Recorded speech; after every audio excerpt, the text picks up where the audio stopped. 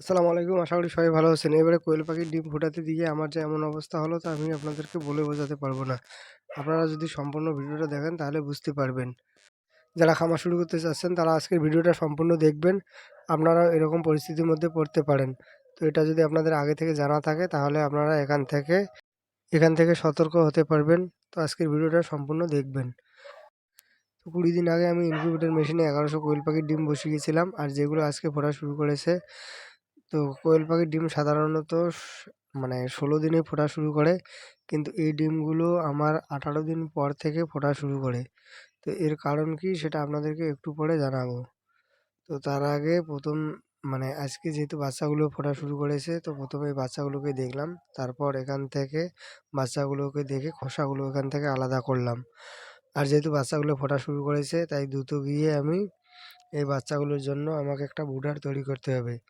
যেহেতু এর আগে ৩ বার আমি কোয়েল পাখির ডিম ইনকিউবেটর মেশিনে বসিয়েছিলাম।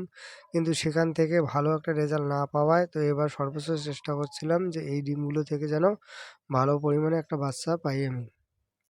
যেহেতু আমি আশা করেছিলাম যে এখান থেকে অধিক পরিমাণ বাচ্চা পাবো। তো আগে এখানে যে ব্রুডারটা ছিল তো সেটা ছিল অনেকটাই ছোট।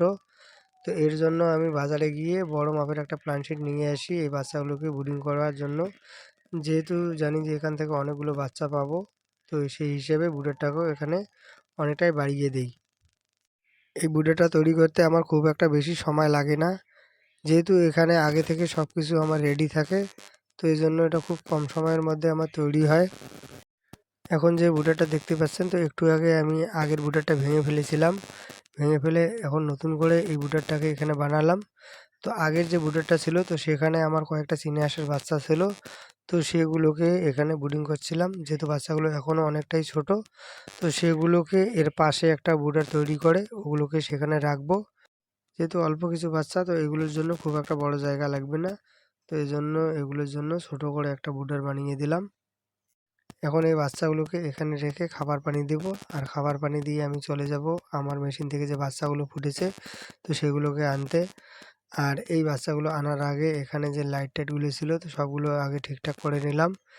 যেহেতু বাচ্চাগুলো একেবারেই ছোট, তো এইজন্য ১ম এ এখানে সব রকম ব্যবস্থা করে নিলাম। তো তারপর গিয়ে আমাকে বাচ্চাগুলো আনতে হবে। এখানে এসে বাচ্চাগুলোকে গুনে, গুনে দেখছিলাম যে কতগুলো বাচ্চা ফুটেছে।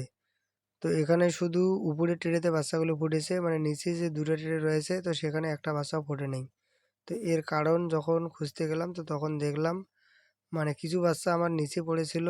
তো সেগুলোকে তুলতে গিয়ে মূলত আমার চোখে পড়ে মানে আমার মেশিনে যে ২ টো বাল্ব লাগা রয়েছে তো ওই বাল্ব ২ টো কেটে যায়। আর এর ফলে মূলত উপরের বাচ্চাগুলো ফোটে, তো নিচের বাচ্চাগুলো যেহেতু লাইটটা কেটে গিয়েছিল তো সে কারণে নিচের বাচ্চাগুলো ফোটেনি। তো আমি অবশ্য ডিমগুলো চেক করে দেখেছিলাম যে নিচের বাচ্চাগুলো তো ভ্রূণ ছিল।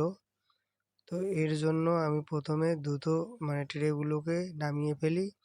নামিয়ে ফেলার পর এখানকার যে ২ টো বাল্ব রয়েছে তো দুটোকে মানে আমি রিপ্লেস করে দেওয়ার চেষ্টা করি। কেননা যেহেতু এখানে এখনও অনেক ডিম রয়েছে। আর এটা মূলত এজন্য হয়েছে মানে যেহেতু বর্তমানে আমাদের এখানে বোরোর সিজন, তো অনেক সময় কারেন্টের ভোল্টেজ থাকে না। তো আমি ভেবেছিলাম যে সেটাই মনে হয় হয়েছে। যখন বুঝতে পারলাম তো দেরি না করে দ্রুত বাল্ব দুটোকে চেঞ্জ করে দেই।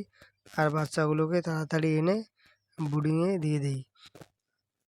আর এই বাচ্চাগুলোকে ব্রুডিংয়ে দেওয়ার পর কিছুক্ষণ পরে কারেন্ট চলে যায়। তো রাত পর্যন্ত অপেক্ষা করার পর যখন কারেন্ট আসে না, তো এখানে আমি এই বাচ্চাগুলোর জন্য একটা হ্যারিকেন লাগিয়ে দেই। মেশিন থেকেও যেহেতু বাচ্চা ফুটতেছে তো ওখানেও একটা তাপের দরকার। আর এখানে যে ব্রুডারটা বানিয়েছি তো এটা মাপে অনেকটাই বড় বানিয়েছি। তো এখানে একটা হ্যারিকেনে এই বাচ্চাগুলোকে মানে কন্ট্রোল করতে পারবে না। আর এর জন্য ওখান থেকে হ্যারিকেনটাও আমি নিয়ে আসি আর বাচ্চাগুলোকেও ওখান থেকে নিয়ে এসে মেশিনের মধ্যে রেখে দেই।